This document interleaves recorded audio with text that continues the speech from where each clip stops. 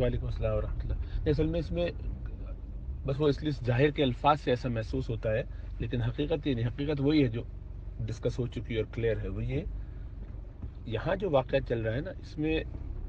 اس بات کو بالکل واضح کیا جا رہا ہے کہ تقدیر کیا ہے۔ اصل چیز تقدیر میں سب کچھ لکھا ہوا ہے، اور اللہ قرآن میں یہ فرماتے ہیں نا کہ لِكَيْ لَا تَأْسَوْا عَلَىٰ مَا فَاتَكُمْ وَلَا تَفْرَحُوا بِمَا آتَاكُمْ، تاکہ جو تم سے فوت ہو گیا ہے اس پر تم افسوس نہ کرو، اور جو تم سے یعنی جو تمہیں نہیں ملا، اور جو تم سے سرزد ہو گیا ہے اس پر تم بہت اوورلی، یا تمہیں کچھ فائدہ حاصل ہوگا تو اس پہ بہت زیادہ خوشی کا اظہار نہ کرو، اوور جوائس نہ ہو جاؤ، یعنی بالکل دیوانے نہ ہو جاؤ خوشی میں۔ کچھ مل گیا تو دیوانے ہو گئے، نہیں ملا تو غمزدہ ہو گئے، پریشان ہو رہے ہیں۔ تو یہاں حضرت موسیٰ علیہ السلام کا یہ سوال کرنا حضرت آدم علیہ السلام سے، وہ ان کی ایک ایسی لغزش پر کہ جو جس وقت ہوئی اس کے بعد انہوں نے ایک دو نہیں، بعض روایتوں سے پتہ چلتا ہے کہ 40 سال تک وہ اس پر روتے رہے، افسوس کرتے رہے، بارہا گاہے گاہے خوب استغفار کیا، خوب توبہ کی، تو اللہ نے ان کو نوازا، اور نواز کے اس کو معاف کر کے اس درجے پر پہنچایا جو پہلے نہیں تھا، اونچے درجے میں پہنچا دیا۔ اور ظاہری بات ہے کہ یہ اللہ سبحانہ تعالیٰ کا پورا ایک تو انڈیویجولز کے ساتھ معاملہ ہوتا ہے، اور ایک ایسے لوگوں کے ساتھ معاملہ ہوتا ہے کہ جو آگے پوری نسلوں کو چلانے والے۔ تو آدم علیہ السلام کے ساتھ تو یہ پورا گیم پلان تھا نا اللہ سبحانہ تعالیٰ، کوئی نیگیٹو سینس میں نہیں، یہی تو ہونا تھا کہ دنیا کے اندر آدم نہیں آئیں گے تو کام کیسے چلے گا۔ اسی لیے ان کو ایٹیٹیوڈ سکھایا کہ طریقہ کیا ہے، رویہ کیا ہے، ہمیں بتایا کہ زندگی ہمیں گزارنی کیسے ہے، غلطی ہو جائے تو کیا کرنا ہے، جس وقت غلطی ہو اس پر خوب معذرت، استغفار، اپنے آپ کو ملامت کرنا، سب کچھ کرنا ہے، رونا دھونا، اور جب اطمینان ہو جائے کہ بھئی انف کر لیا تو پھر اس کے بعد اب بھول جائے۔ اب اس غلطی پر بار بار سوچ کے مایوس ہونا، افسوس کرنا، یہ بالکل غیر مناسب عمل ہے، اس کی شریعت اجازت نہیں دیتی کہ اسی گناہ کو بار بار سوچتے رہیں اور بار بار اس پر افسوس کرنے۔ وہ ہو گیا جس وقت کرنا تھا، تفصیل سے کر لیا، اس کے سارے حقوق ادا کر دیا، آئندہ نہ کرنے کا فرم ریزالو۔ اور یہاں تو اللہ کی طرف سے وعدہ آ گیا کہ فتاب علیہ، اللہ نے ان کو معاف فرما دیا۔ تو اب ایک چیز اس کو اللہ معاف فرما دیں، درجہ آپ کا واپس اسی جگہ بلکہ اس سے بڑھا کے پہنچا دیں، تو اس کے بارے میں سوال ہوگا، تو سوال کا تو جواب یہی ہوگا کہ اسی تقدیر کے سلسلے میں اللہ سبحانہ تعالیٰ، اور یہ بات موسیٰ علیہ السلام سے چھپی ہوئی تو نہیں تھی، موسیٰ علیہ السلام کو بھی معلوم ہے، وہ بھی عالم ہیں، بہت بڑے درجے کے نبی ہیں، ان کے لیے یہ بات بالکل کلیئر تھی کہ یہ سب ہو چکا، اور ان کا ایک سوال تھا، اور یہ ہمیں سکھانے ہی کے لیے یہ سوال بھی گویا اس لیے تھا تاکہ لوگوں کو سمجھ میں آئے کہ تقدیر کے معاملے میں کوئی شخص توبہ استغفار جب کر چکا ہو تو اس کو کبھی آر نہ دلائی جائے۔ اور اس سے اللہ کے رسول صلی اللہ علیہ وسلم کی، خیر موسیٰ علیہ السلام نے تو آر نہیں دلائی، وہاں تو انہوں نے سیدھا ایک سوال خالی کیا، اور ہمارے فائدے کے لیے، امت کے فائدے کے لیے۔ اور ہم اگر یعنی اس حدیث کو غور سے دیکھیں جس میں اللہ کے رسول صلی اللہ علیہ وسلم فرما رہے ہیں کہ جب تم میں سے کوئی شخص کسی بندے کو اس گناہ پر آر دلاتا ہے جس سے وہ توبہ کر چکا ہو، تو وہ نہیں مرے گا یہاں تک کہ وہ وہی گناہ کرے، اللہ اس سے وہ گناہ کروا دیتے ہیں۔ تو ہمیں رسول اللہ صلی اللہ علیہ وسلم نے یہ بات دو ٹوک الفاظ میں سمجھا دی کہ دیکھو کوئی ملامت کرنے والی چیز نہیں ہے، یہ جب ہو جائے تو ہو جائے، وہ بندہ خود افسوس کرے، ان کا اپنا کام ہے۔ آدم علیہ السلام اپنا افسوس اب بھی کریں، ان کی مرضی قیامت والے دن کریں گے۔ دیکھ اس سے پتہ چلا نا کہ وہ ایسے تقدیر پہ بھروسہ کر کے نہیں بیٹھ گئے، اپنی غلطی پہ ان کو افسوس اب بھی ہے۔ قیامت والے دن کیا ہوگا؟ لوگ کہیں گے آپ شفاعت فرماتے، کہیں گے نہیں مجھے تو اپنے اس ایک عمل کی وجہ سے فکر ہے کہ کہیں اللہ مجھ سے ناراض نہ ہو۔ دیکھو بخشش ہو چکی ہے، سب کچھ ہو چکا ہے۔ اس سے پتہ چلا کہ ان کے ذہن میں کوئی ایسی کنفیوژن نہیں تھی اس بارے میں، لیکن وہ یہ بتانا چاہ رہے تھے کہ یہ طریقہ درست نہیں ہے، یہ کسی کو اس کے گناہ پہ توبہ کر لینے کے بعد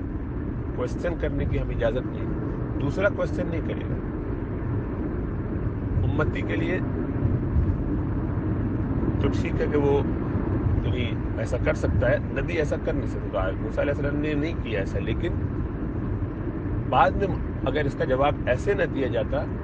اور موسیٰ علیہ السلام اس پر یہ سوال کرنے کے بعد اگر آدم علیہ السلام کو یہ جواب پاتے کہ ہاں مجھ سے ہو گئی غلطی اب کیا کریں، مثلا جو بھی استغفار توبہ اللہ فضل فرمائے، جو بھی کچھ کہہ دیتے یا کچھ نہ کہتے، تو اول تو ہے کہ اس کا تقدیر سے کوئی تعلق بنتا نہیں، تو اس باب میں لانے کے لیے تقدیر کی اہمیت بتانے کا کوئی عمل نہ ہوتا۔ دوسرے نمبر پہ یہ ہوتا مسئلہ کہ بعد والوں کے لیے راستہ کھل جاتا کہ ہم بھی یہ سب کام کر سکتے ہیں، تو ظاہر بات ہے بہت بڑا مفسدہ ہوتا ہے اس سے، تو اس کو تو روکنا بہت ہی ضروری تھا۔ اس لیے حضرت آدم علیہ السلام نے، اسی لیے اللہ فرماتے ہیں کہ آدم ان پر غالب آ گئے، کیونکہ انہوں نے بالکل ایسا دو ٹوک جواب دیا کہ جو نہ انہوں نے اس میں اپنی پاکی بیان کی، نہ انہوں نے اس بارے میں ایسا کوئی جملہ کہا کہ جس سے شریعت کے کسی حکم کی ہلکی سی بھی کسی درجے میں کہا جا سکتا ہے کہ تنقیص ہوتی ہے، بلکہ دو ٹوک بات کی اور بالکل کلیئر بات کی کہ بھائی وہ تو ایک چیز تھی جو تقدیر میں لکھی جا چکی تھی، اس کے بارے میں تم ملامت کیسے کر سکتے ہو؟ یعنی کہ تم میرے توبہ کر لینے کے بعد، اتنے سالوں کے بعد جو چیز تقدیر کی ہو اس پر تم کسی کو ملامت نہیں کر سکتے، یہ بتانا چاہا امتیوں کو۔ اور ظاہری بات ہے کہ سوال کا منشا بھی یہی تھا کہ تاکہ یہ سوال امت تک پہنچ جائے، اس کا جواب سوال جواب کی شکل میں یہ بھی پتہ چل جائے کہ جواب ایسا مسکت اور طریقے کا ہو کہ اگلے کے لیے وہ قابل قبول ہو۔ جیسے موسیٰ علیہ السلام نے اس پر کوئی اور مزید سوال نہیں کیا، اور میرا خیال یہ کہ موسیٰ علیہ السلام کا وہاں سوال کرنا محض تعلیم امت کے لیے تھا،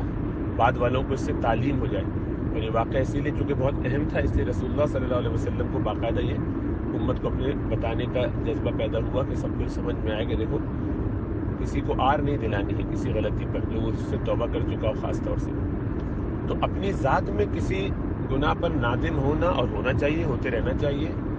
لیکن اس کی وجہ سے ڈپریس ہو کے نہیں بیٹھ جانا چاہیے۔ کبھی خیال پھر آ جاتا ہے کسی خاص موقع پہ، سال 2 سال 5 سال میں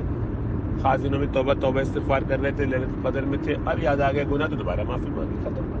لیکن اب اس کو سر پہ سوار کر کے مایوس پہ بیوقوفوں کی طرح بیٹھے ہوئے، اس کی اجازت نہیں ہے۔ اس سے آدمی لا تقنطوا من رحمت اللہ سارے گناہوں کو معاف فرمانے کا اپنا فرما لے کہ ہم معاف فرما دیں گے، تو ہم کہہ رہے نہیں پتہ نہیں ہمارے گناہ تو اتنے زیادہ معاف ہوں گے کہ نہیں، تو وہ یہ اللہ کی رحمت پر ایمان نہ ہونے کے بند مترادف ہو جائے گا، تو عقیدے کی خرابی آ جائے گی۔ اس لیے یہ تو کرنا نہیں ہے، لیکن وہ شخص بھی خود کرے، دوسرا اس کو اس بارے میں آر دلائے گا یا تذکرہ کرے گا تو یہ غلط کرے گا۔ اس کی طرف نشاندہی کر دی، امت کو بتا دیا، سکھا دیا، اور تقدیر کی اہمیت اجاگر کر دی، اور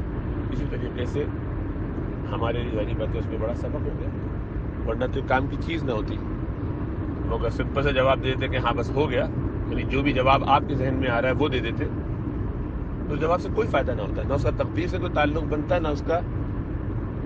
آر دلانا اور نہ دلانا اس کے بارے میں کیا ہے، سوال کرنا نہ کرنا اس کے بارے میں کیا ہے، کچھ نہیں پتہ چلتا۔ تو بالکل وہ ایک مکالمہ سا ہوتا ہے جس مکالمے کا کوئی فائدہ نہیں، اور نعوذ باللہ رسول اللہ صلی اللہ علیہ وسلم کے لیے یا ان انبیاء کے لیے کوئی بیکار بات، ایسی بات جس سے کوئی سبق نہ حاصل ہوتا ہو، اس کی کوئی اہمیت نہ ہوتی۔ اور آپ غور کیجیے نا، موسیٰ علیہ السلام کو سوال کرنے کی ضرورت کیوں پیش آئی؟ یہ ہمیں سکھانے کے لیے، امت کو بتانے کے لیے، ورنہ اس واقعے کی کوئی اہمیت الگ سے نہیں ہے۔ ان کے درمیان کوئی بات ہوئی، اس کا کوئی جواب انہوں نے دیا، اس سے کیا فرق پڑتا ہے، کیا سبق ہے اس میں میرے آپ کے لیے؟ بھئی ان کی ملاقات ہوتی ہوگی، سارے کے سارے عالم برزخ میں بہت بڑے بڑے لوگ ہیں، ان کی سینکڑوں جملے ہوتے ہوں گے، لیکن یہ بات کیوں طے کر دی گئی اور لکھ دی گئی؟ اس کی اہمیت ہے نا، تو وہ اہمیت یہی ہے کہ امت تک یہ مسئلہ سمجھایا، بتایا جائے۔ رسول اللہ صلی اللہ علیہ وسلم نے ان کے پورے میٹنگ کے نتیجے میں کئی میٹنگز ہوتی ہوں گی، ایک سلیکٹڈ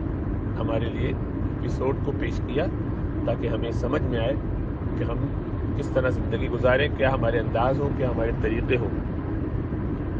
اور دوسرا یہ بھی اس سے پتہ چلا کہ اگر ذہن میں کوئی اشکال ہو، کوئی سوال ہو، تو ادب سے، طریقے سے اپنے بڑے سے پوچھا جا سکتا ہے۔ ذہن میں کوئی سوال آ جائے اور نہ کیا جائے، یہ نہیں کہ چاہ بھی رہے کرنا اور نہیں کر رہے ہیں، ابا سے پوچھنا چاہ رہے ہیں لیکن ابا کے ادب میں پوچھنا چاہیے۔ کوئی سوال آ جائے ذہن میں تو کر لیں ادب سے، جیسے کہ موسیٰ علیہ السلام نے کیا، مؤدبانہ انداز سے سوال کیا، ابا نے بہت ادب سے جواب دیا، جواب بھی سمجھ میں آ گیا، اس سے بہت سارے مسائل بھی حل ہو گئے، الحمدللہ۔ بہرحال یہ تو بالکل عین حکمت پر مبنی جواب ہے ان کا، اور یہی ہونا چاہیے تھا۔ اس کے علاوہ کچھ ہوتا تو بالکل فائدے سے خالی ہی ہوتا، اور انبیاء کی طرف ایسی کوئی بات منسوب ہونا کہ جس میں بے فائدہ چیزوں نعوذ باللہ، تو وہ لغو ہوتی ہے، وقت کا ضیاع کرنا، تو ممکن ہی نہیں تھا کہ ایسا ہوتا ہے۔